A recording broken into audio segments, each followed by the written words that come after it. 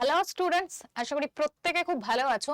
আজকে একটা গুরুত্বপূর্ণ বিষয় তোমাদের সামনে তুলে ধরা খুব দরকার, তাই এখন এই সময় এই সেশনটা নিয়ে আসা হয়েছে। তোমরা দেখতেই পাচ্ছ কি লেখা আছে, রাজ্যের সমস্ত নিয়োগ প্রক্রিয়া বন্ধ, এখন চাকরি প্রার্থীদের করণীয় কি? সত্যি এটা একটা খুব বড় প্রশ্ন। এর আগের দিন আমি আরেকটা সেশন নিয়েছিলাম ঠিক এই জিনিসটার উপরেই, কারণ এখন রাজ্যের সব থেকে বড় যে খবর সেটা হচ্ছে রাজ্য সরকার কন্ডাক্ট করে এরকম সব পরীক্ষায় স্থগিতাদেশ দিয়ে দেওয়া হয়েছে। ওবিসি সার্টিফিকেট রায়ের উপরে ডব্লিউবিসিএস এর সাথে সাথে বাকি রাজ্য সরকারি যে চাকরিগুলো রয়েছে তার ভ্যাকেন্সি এখনই বেরোচ্ছে না, এটা বলা হয়েছে। এবার এটা ঠিক যে এখনই বেরোচ্ছে না সেটা বলা হয়েছে, স্থগিতাদেশ দেওয়া হয়েছে, মানে মাঝে বিরতি থাকবে, জিনিসটা পোস্টপোন হয়েছে। এটা আমি এর আগের ভিডিওতেও বলেছিলাম। পোস্টপোন হয়েছে মানে 1 মাস 2 মাস নাকি এটা কয়েক বছর সেটা আমরা কেউ জানি না। এবং এখন রাজ্যের হালটা ঠিক কিরকম, এই খবরটা শোনার পর থেকে যারা গ্রামের সাইড থেকে মেন মফস্বলে এসে পড়াশোনা শুরু করেছিল তারা এখন আবার বাড়ি ফিরে যাচ্ছে। তোমরা নিশ্চয়ই এই খবরটাও শুনেছো যে অভাবে শহরের ভাড়া বাড়ি ছাড়ছেন চাকরি প্রার্থীরা এখন আবার বাড়ি ফিরে যাচ্ছে, কারণ তারা দেখছে যে আর ভ্যাকেন্সি বেরোবে না। এবার আজকের বিষয় যেটা বলবো সেটা হচ্ছে, এর আগের দিনের ভিডিওতে প্রচুর কমেন্ট এসেছে যে চাকরির কি দরকার, চাকরির তো কোনো দরকার নেই, মানুষজন ভাতা পেয়েই খুশি। তো কমেন্টে যে এত কিছুর ঝড় বয়ে যাচ্ছে সেটা মানুষ বুঝবে কবে? শুধুমাত্র মুখে তো এটা বললে হবে না। আজকে সত্যি আমাদের রাজ্যের এরকম পরিস্থিতি হওয়ার কথা? সত্যি কি আজকের এই যে ছেলে মেয়েরা যারা এত কষ্ট করে পড়াশোনা করছে একটা চাকরির আশায়, তাদের ভবিষ্যৎ কি সত্যি অন্ধকার হয়ে যাওয়ার কথা? নাকি সত্যি তাদের চাকরি পেয়ে তাদেরও সুস্থভাবে বাঁচার অধিকার রয়েছে? এই অধিকারগুলো তাহলে কেন সেই ছেলে মেয়েরা পাচ্ছে না? যারা কমেন্ট গুলো করছিলে তারা প্রত্যেকেই জিনিসটা ভেবে দেখেছো? আমরা সব সময় একে অপরের উপরে আঙুলগুলো তুলছি। এই যে ভাতার কথা এত বেশি বেশি করে লিখেছো যে এখন তো মানুষ মাসে 500 টাকা 1000 টাকা পেলেই খুশি, তো চাকরির কি দরকার? এই 500 1000 টাকাটা নিচ্ছে কারা? এই রাজ্যে যারা রয়েছে তারাই তো নিচ্ছে। তাহলে আমরা সকলে সেই কাজটা করছি, আবার সেটার উপরেই আঙুল তুলছি। এখন মেন যেটা বিষয় সেটা হচ্ছে, তোমরা এটাও কমেন্টে লিখেছো আন্দোলনের কথা। আচ্ছা একটা কথা বলো, এর আগে যখন এত আন্দোলন হলো তোমরা কতজন ছিলে সেই আন্দোলনে? সেই আন্দোলনে কিন্তু আমরা ছিলাম, কিন্তু সেখানে তোমরা ছিলে না। যাদের জন্য আন্দোলন করা হচ্ছে তারা কিন্তু ছিল না, তারা কিন্তু রাস্তার পথে হাঁটতে রাজি নয়। বাড়িতে বসে বসে যদি কেউ ভাবো যে সবকিছু হয়ে যাচ্ছে, আরে ও তো যাচ্ছে আন্দোলনে, আমার যাওয়ার কি দরকার? একজন রাস্তায় বেরোলেই তো সবটা সমস্যার সমাধান হয়ে যাবে, সেই সুবিধাটা তো আমিও পাবো, তাহলে আমি আবার কেন কষ্ট করতে যাব? এই মানসিকতা বাঙালি যতদিন না ছাড়বে ততদিন হাল ফিরবে না। বাঙালিদের একটা মানসিকতা হচ্ছে, আমি নিজে কিছু করব না, আমি নিজে সেই জিনিসে অংশগ্রহণই করব না, অপরে করছে সেখান থেকে আমার লাভ হবে, সেই লাভটা আমি বাড়িতে বসে বসে উপভোগ করব। আর যখন সত্যি কথা বলা হবে তখন জাস্ট ভিডিওর কমেন্টে গিয়ে বড় বড় কিছু ভাষণ লিখে দেব, ব্যাস হয়ে যাবে। কখনো ভেবে দেখেছো তোমার কন্ট্রিবিউশন ঠিক কতটা আছে এ ব্যাপারে? একবার ভালো করে ভেবে দেখো।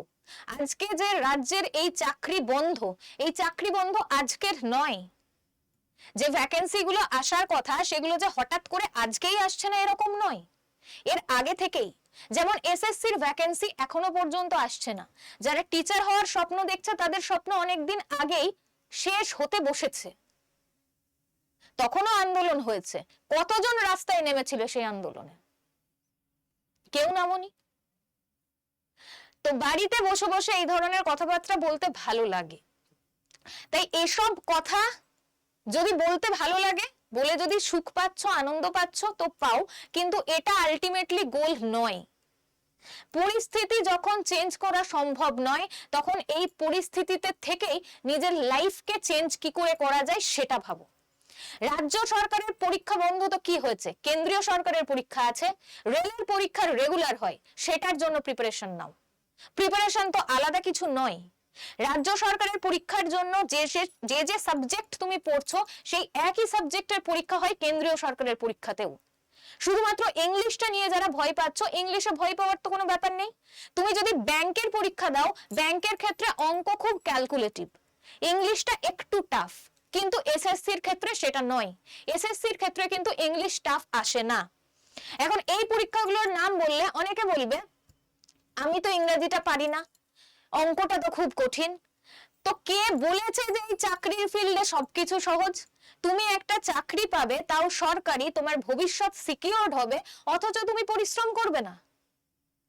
যারা ডব্লিউবিসিএস পরীক্ষার জন্য পড়াশোনা করছে, যারা সিজিএল দেবে বলে পড়াশোনা করছে, তারাও কিন্তু গ্রুপ ডি, রেল এগুলোর পরীক্ষা দেয়।